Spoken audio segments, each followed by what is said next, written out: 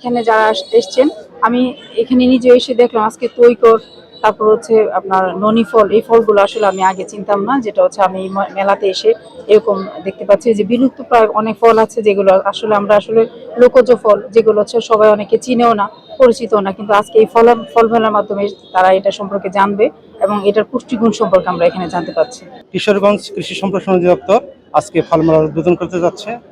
আমরা চাই দেশীয় ফলে দেশ সমৃদ্ধ হোক এবং এই ফল মানুষ যা উৎপাদন করবে, কৃষক যা সেটি যেন সুষ্ঠুভাবে সুন্দরভাবে সংরক্ষণ করে 12 মাস ফলের চাহিদা পূরণ করতে পারে। এই টার্গেট নিয়ে আমরা ফল মেলা আয়োজন করেছি। সবই কিশোরগঞ্জের কৃষক উৎপাদিত ফল।